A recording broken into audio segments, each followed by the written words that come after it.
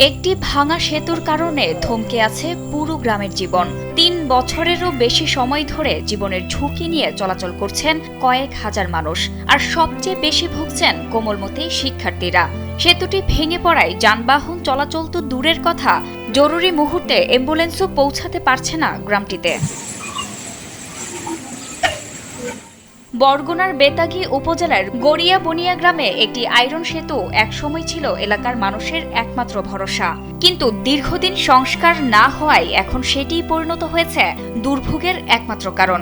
খালের উপর নির্মিত সেতুটি এখন ভাঙাচোরা ও ঝুঁকিপূর্ণ, তবু প্রতিদিন জীবনের ঝুঁকি নিয়ে পারাপার হচ্ছেন শত শত মানুষ। স্যান্ডেলিনা সো, রূপচর্চায় আভিজাত্য।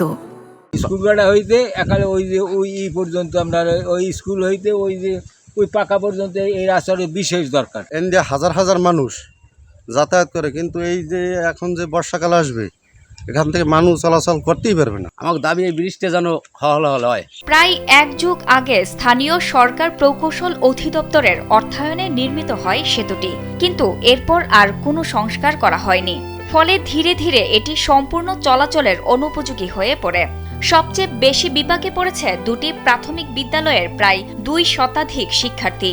প্রতিদিন স্কুলে যেতে এই ঝুঁকিপূর্ণ সেতুই তাদের একমাত্র পথ। পরশুদিন স্কুল যাবার সময় এখান থেকে পড়ে গেছি, আমি ঠ্যাঙ্গে ব্যথা পেয়েছি। এই সরকার যদি পোলটা করে তাহলে আমাদের স্কুল যেতে অনেক ভালো হয়। স্কুলের যে শিক্ষার্থীরা যারা আছে ওদের চলাচলের জন্য অনেক দুর্ভোগ হয়। 1500-রও বেশি হচ্ছে লোকের চলাচল এই রোড দিয়ে, কারণ এখান থেকেই হচ্ছে আমাদের নিয়ামতি বাজারে যেতে হয়। ব্রিজ এবং রাস্তাটা যদি অতি দ্রুত করে দেওয়া হয় তাহলে আমরা হয়তো এই ভোগান্তি থেকে রক্ষা পাই। ধন্যবাদ আপনাকে।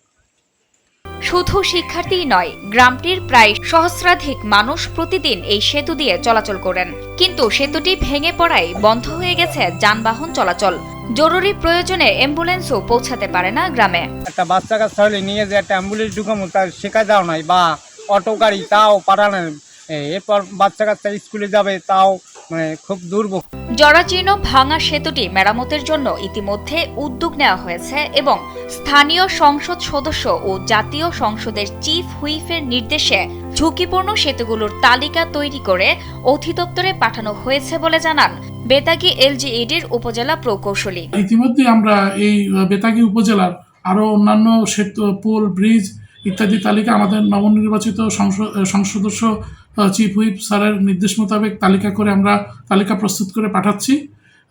আর এই ব্রিজটা আমরা জরুরি ভিত্তিতে সংস্কারের বা মেরামতের জন্য প্রয়োজনীয় উদ্যোগ নিয়েছি। গড়িয়া বনিয়ার হাজারো মানুষের দীর্ঘদিনের লালিত স্বপ্ন এখন একটি টেকসই সেতু।